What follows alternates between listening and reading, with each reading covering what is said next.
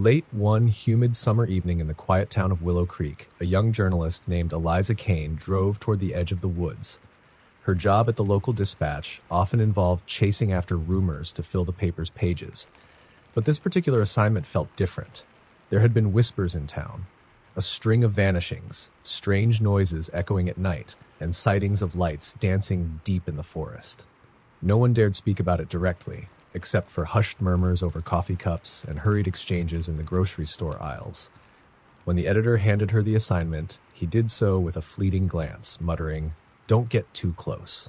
Eliza wasn't one to scare easily, and she thrived on uncovering truths hidden behind local legends.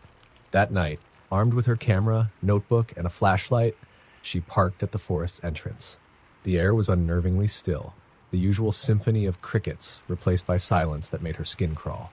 She stepped onto the dirt path, her flashlight slicing through the oppressive darkness. About half a mile in, the unease began. Trees seemed to lean toward her, their branches clawing like skeletal fingers. The deeper she ventured, the more distorted her surroundings felt. The path, which had been clear, now twisted and branched into unfamiliar directions. Still, she pressed on, drawn by a faint, rhythmic noise, a soft humming that grew louder with each step. After an hour of walking, the flashlight beam landed on something that froze her in her tracks. A house. Not just any house, but one that looked impossibly old, its wooden frame warped and sagging under decades of neglect. Vines snaked up its walls, and its windows glinted like black, empty eyes.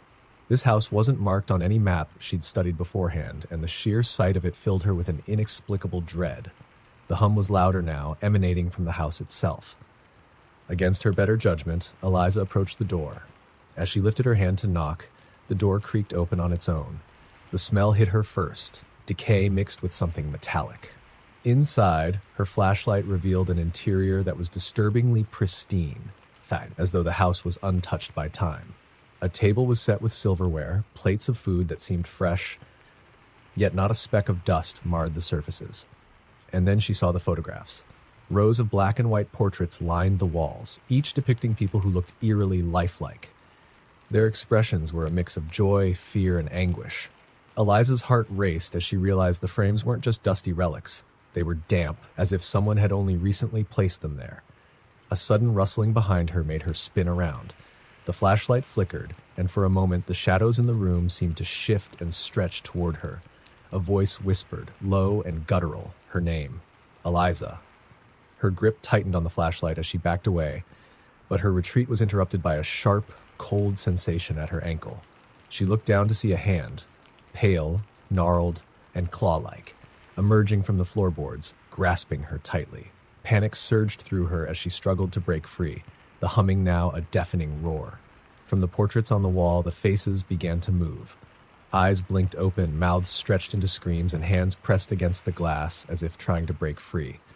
The room was alive, suffocating her with its unholy energy. With a desperate scream, she yanked herself free from the icy grip and bolted out the door. The forest outside was unrecognizable. The trees had twisted into grotesque shapes, and the path she had followed was gone. Her flashlight dimmed completely, leaving her in near-total darkness. The humming had followed her, surrounding her, closing in. In her frantic escape, she stumbled into a clearing illuminated by a pale, unnatural light. There in the center stood a figure. It was tall and cloaked in shadows, its face hidden beneath a hood. But she felt its gaze, piercing, merciless. It raised a hand, and the ground beneath her feet began to ripple like water. Before she could scream, she was swallowed whole. When Eliza Kane's car was found days later, parked at the edge of the forest, it was as if she had vanished into thin air. Her flashlight lay on the driver's seat, flickering weakly. A single photograph was found tucked into the car's visor. It was a black and white portrait of Eliza herself, staring out with an expression of pure terror. No one ventured into the woods after that. The humming could still be heard on quiet nights, but it was always faint, as if luring someone else to take Eliza's place. Story number 2. The storm came without warning, crashing into the small town of Ash Hollow with a fury that rattled windows and sent waves of icy rain hammering against rooftops.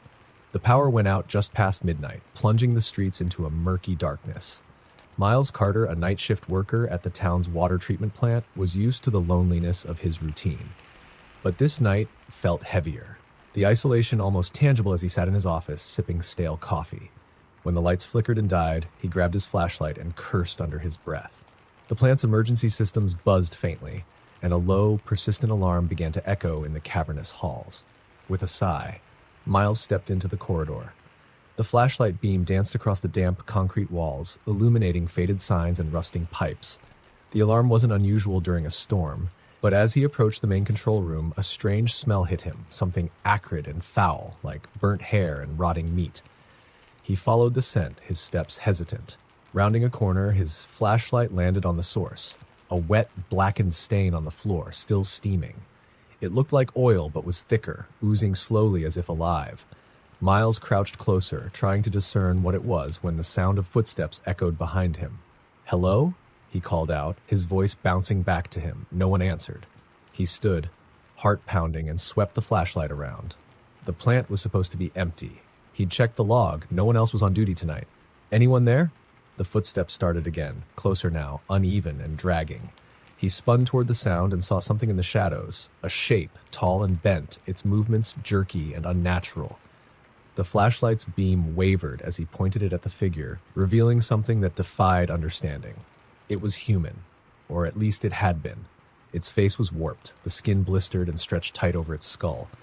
Empty sockets stared back at him where eyes should have been, and its mouth hung open, a black void filled with a faint, sickly green glow.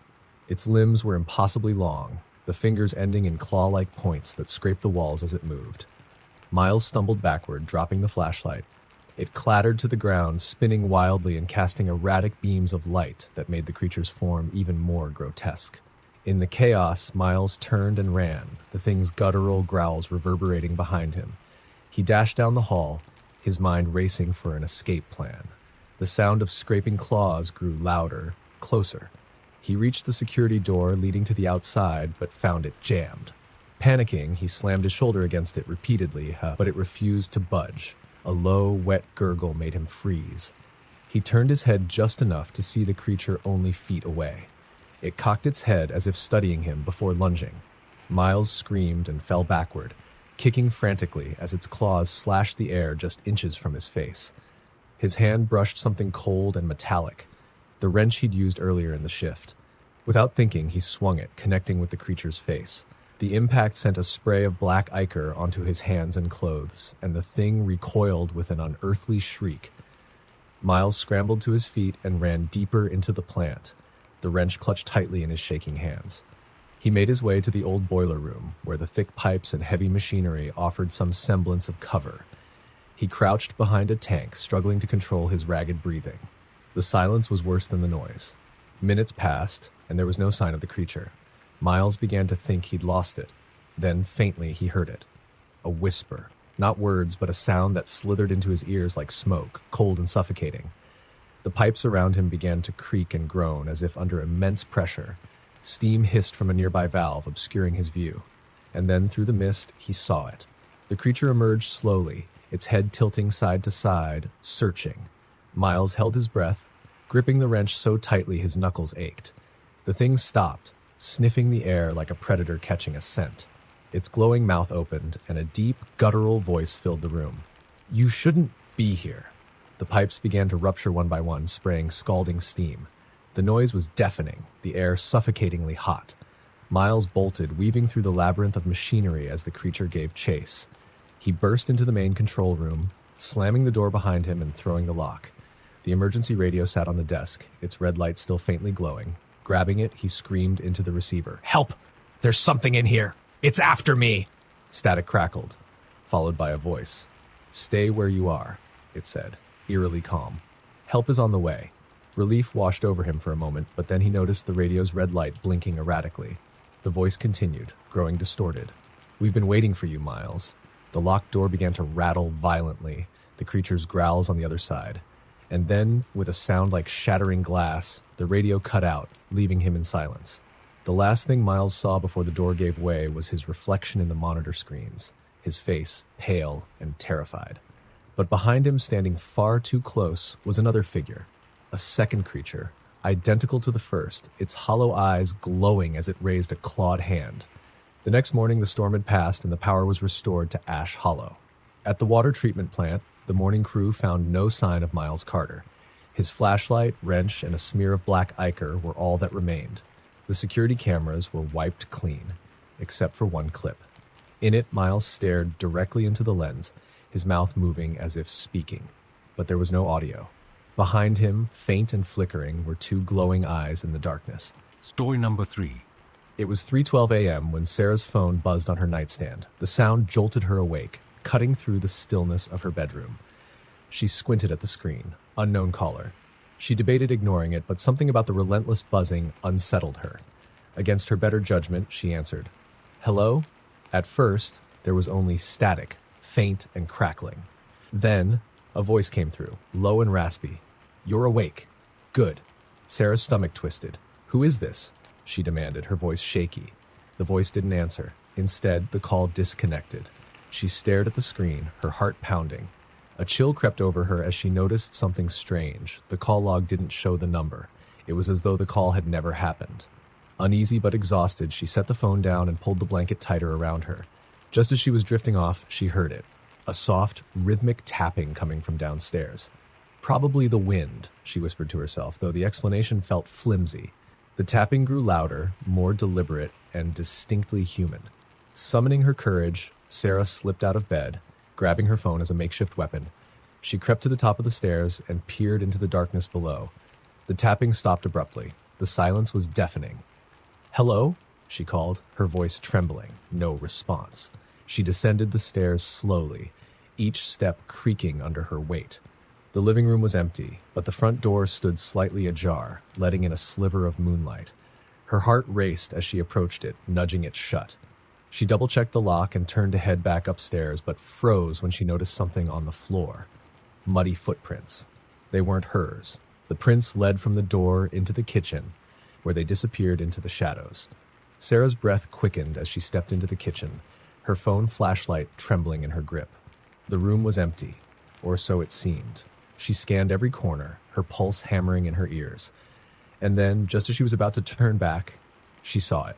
On the far wall, scrawled in what looked like dirt or blood, was a message. Look behind you.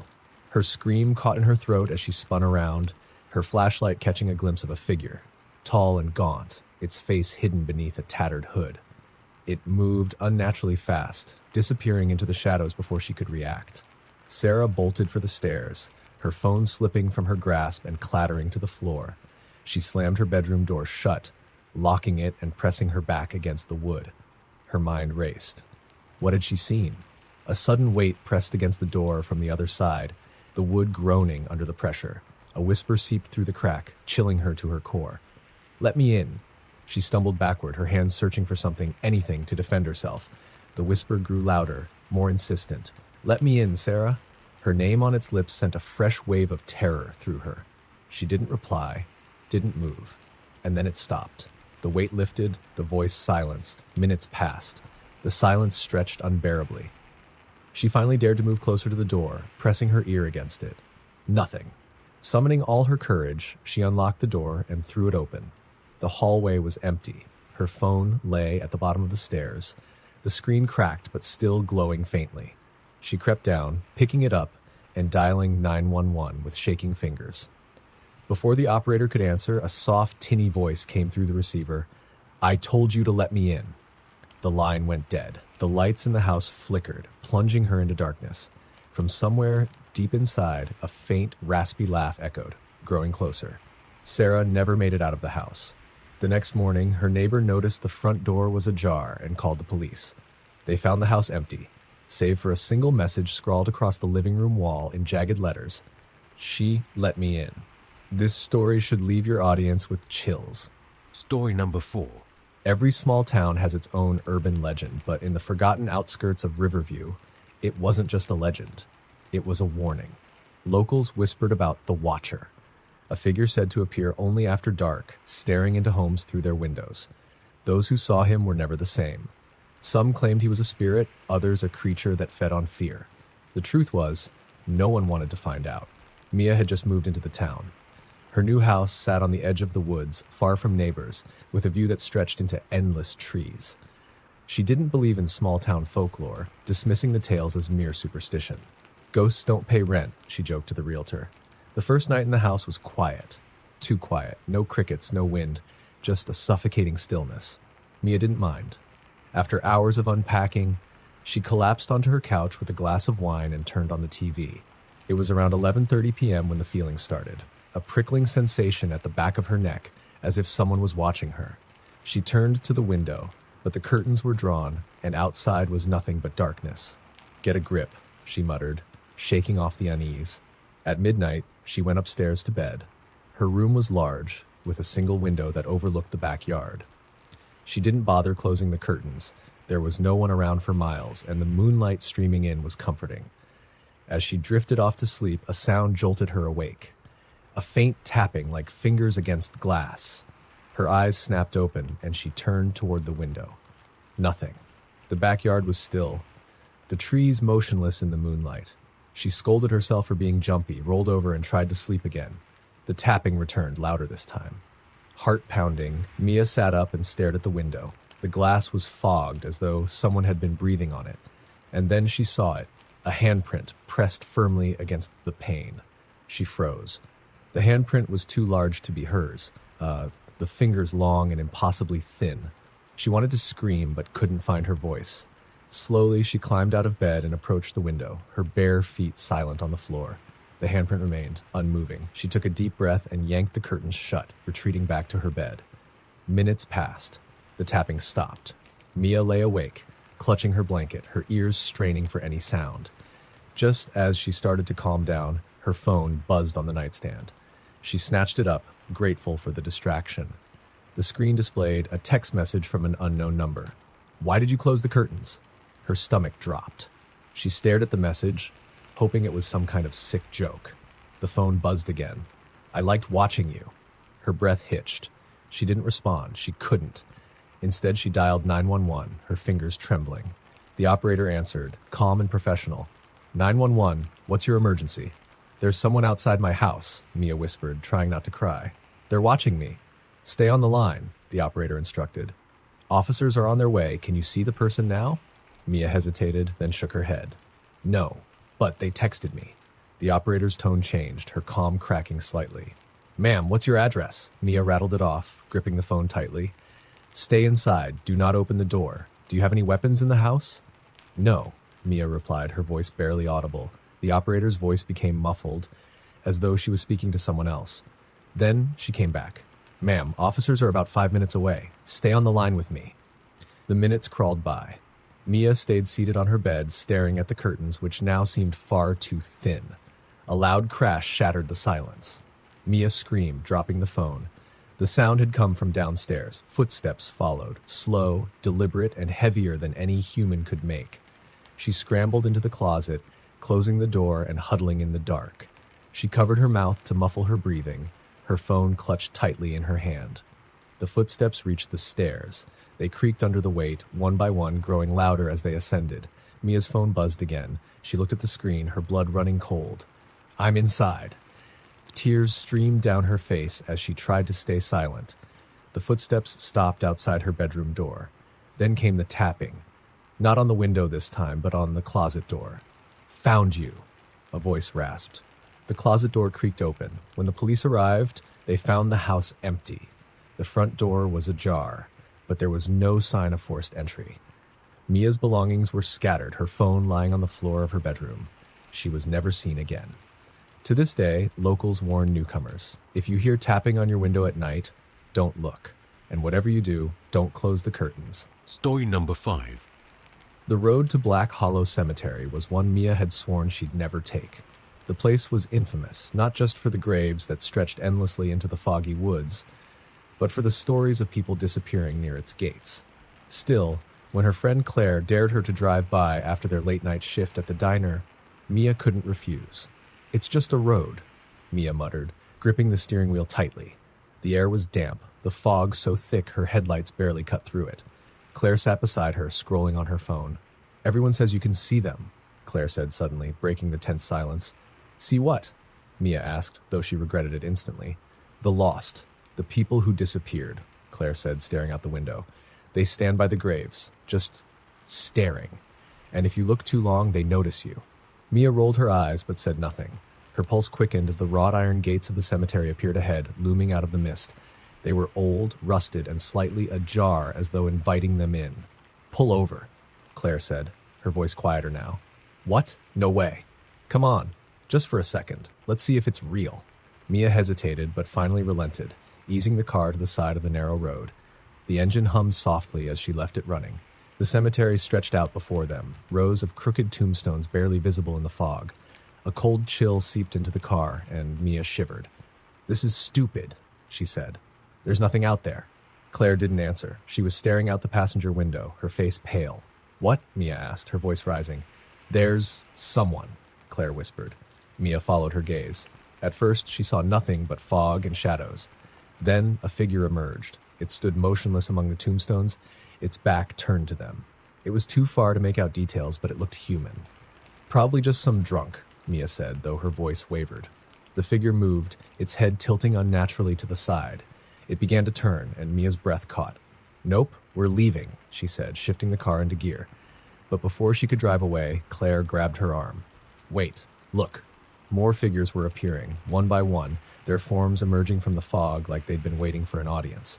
They stood in perfect rows, unmoving, their faces obscured by shadow. "I'm not staying for this," Mia snapped. She hit the gas, but the car didn't move. The tires spun uselessly, the engine whining. "What's wrong?" Claire asked, panic rising in her voice. "I don't know," Mia said, pressing harder on the pedal. The car still wouldn't budge. The figures began to move. Slowly, deliberately, they stepped closer, their outlines growing sharper.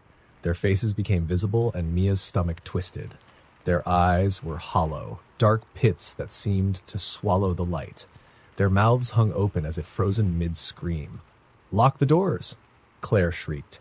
Mia fumbled with the controls, her shaking hands barely able to press the button.